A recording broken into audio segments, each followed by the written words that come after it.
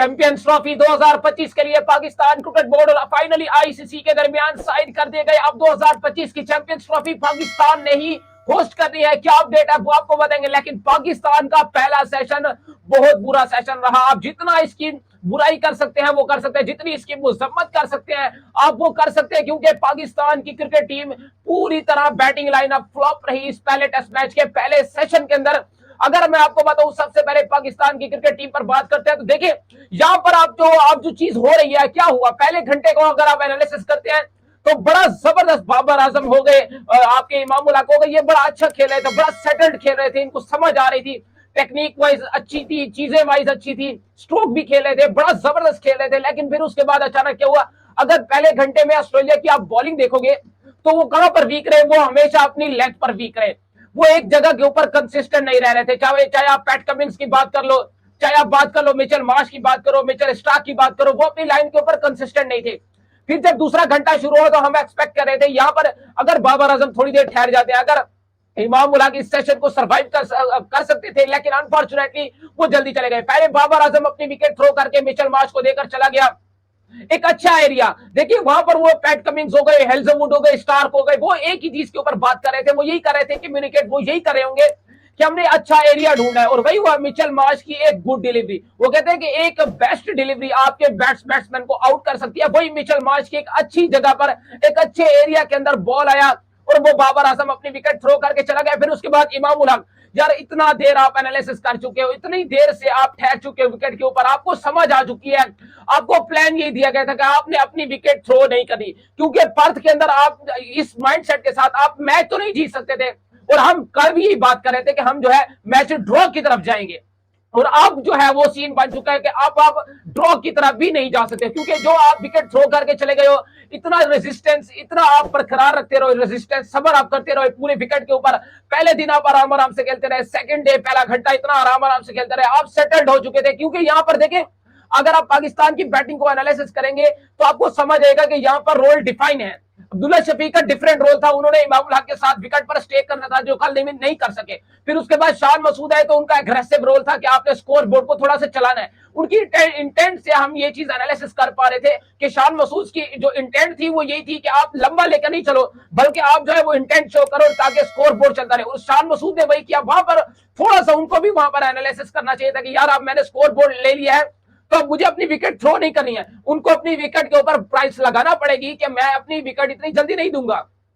फिर इमाम उल हक की बात आई तो यार इतना आप सेटल्ड हो गए हो, इतना जबरदस्त खेल रहे हो आप, इतना अच्छा आप सर्वाइव कर गए हो, इमाम उल हक बहुत अच्छा खेल रहा था, लेकिन एक गलत टाइम के ऊपर आगे निकलकर नेथन लाइन को शॉट किया। देख उन्होंने वहां पर चलाकी खेली, आप उनकी चलाकी के अंदर जाकर फंस गए। वो फंसे कैसे हो, वो इस तरह से आप फंसे हो कि आपको समझ आ गई थी कि मिड ऑन मिड ऑफ दोनों सर्कल में है, इधर मिड विकेट थोड़ा पीछे उन्होंने कर दिया था, नेथन लाइन ने स्लो ओवर बना आपको किया, उनको पता था कि ये आगे निकलेगा, और जैसे ही इमाम उल हक आगे निकला उसको उसी जगह के ऊपर समझ आ गई कि मैंने गलती, बहुत बड़ी गलती कर दी। फिर उसके बाद सरफराज जो है वो एक अच्छा बॉल, जितना आप मिचेल स्टार्क की जो सरफराज को बॉल पड़ा है, वो सरफराज की वसीम अकरम भी बात कर रहा था कि इसकी कोई गलती नहीं है, ये रीड नहीं कर पाया, लेकिन उसका बैकफुट देखो, उसका फ्रंट फुट देखो कहां पे जा रहा है। वो जो मिचेल स्टार्क की जो बॉल थी वो एक्सेप्शनल थी, वो बहुत अच्छी बॉल थी जिस पर सरफराज अहमद को उन्होंने बोल्ड अप किया। और वो पाकिस्तान का जो पहला सेशन था वो बहुत बुरा सेशन रहा, और अब पाकिस्तान का ये जो सीरीज है ऑस्ट्रेलिया के अगेंस्ट, अब वो बचाना, पहला टेस्ट मैच खास तौर पे आपको बचाना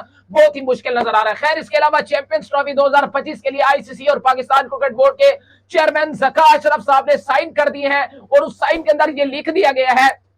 एक आईसीसी ने साइन किया और एक पीसीबी ने साइन किए। इसका मतलब ये है, क्योंकि उस जो पर्चे के अंदर ये चीज लिखी हुई थी, हम आपको बताते हैं कि जो चैंपियंस ट्रॉफी 2025 है वो पाकिस्तान ने होस्ट करनी है, और आईसीसी के जो तमाम के तमाम मेंबर्स हैं वो अब इस पर राजी हो चुके हैं। यानी आप बीसीसीआई, इंडियन क्रिकेट बोर्ड और इंडियन टीम अब पाकिस्तान आएगी। अब लोग ये बात करते हैं कि अगर हाइब्रिड मॉडल हुआ तो देखें, हाइब्रिड मॉडल उस सूरत में होगा कि 2025 की जो चैंपियंस ट्रॉफी है उसको दो ग्रुप में डिवाइड किया जाएगा। एक ग्रुप दुबई या श्रीलंका जहां पर भी खेले वो उस तरह से खेलेगा, और एक ग्रुप पाकिस्तान में खेलेगा 2025 की चैंपियंस ट्रॉफी के लिए। लेकिन ये बहुत जल्दी है ये बात करना, लेकिन बात इस तरह से आगे चल के होगी।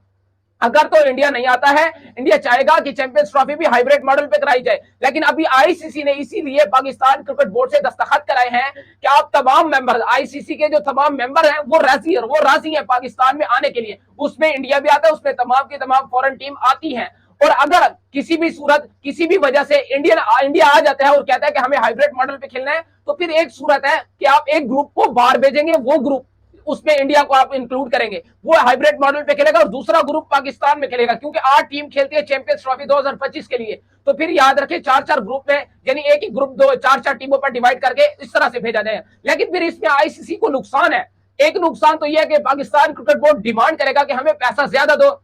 क्योंकि एक चैंपियंस ट्रॉफी है भी हमारे पास, और आपने हमें किया 2023 का वर्ल्ड कप किया जी, आप ग्रेग बार्गले भी आए थे, वहां के चीफ एग्जीक्यूटिव भी आए थे, तो उन्होंने आकर पाकिस्तान क्रिकेट बोर्ड को मनाया था ना, उनको आकर कहा था कि जी आप 2025 की चैंपियंस ट्रॉफी हम इंडिया को लाएंगे, तो अब आप इंडिया को लाओगे। और अभी तक तो आईसीसी अपने जो उन्होंने अल्फाज बोले थे उस पर बरकरार है आईसीसी पाकिस्तान क्रिकेट बोर्ड के साथ। लेकिन बात करने वाली जो चीज है वो ये है कि अब पाकिस्तान क्रिकेट बोर्ड अगर तो आईसीसी से डिमांड करेगा हाइब्रिड मॉडल के ऊपर कि जी आप पाकिस्तान जो है वो इंडिया अगर हाइब्रिड मॉडल पे खेलता है, तो पाकिस्तान फिर आईसीसी को डबल इनकम जो है वो देनी पड़ेगी, यानी आईसीसी पाकिस्तान क्रिकेट बोर्ड को डबल पैसा देगा। फिर उस सूरत में एक और नुकसान भी है आईसीसी को, वो ये है कि इंडिया पाकिस्तान का जो चैंपियंस ट्रॉफी का हमेशा से मैच होता है वो बड़ी हाई वाला होता है, उसमें हमेशा से बड़ी इनकम जनरेट होती है। अगर वो भी पूल के अंदर नहीं होगा तो इस पर आईसीसी को दुगना नहीं तिगना नुकसान है, 4 गुना आईसीसी को चैंपियंस ट्रॉफी में नुकसान हो सकता है अगर इंडिया पाकिस्तान आता नहीं, आकर चैंपियंस ट्रॉफी नहीं खेलता है।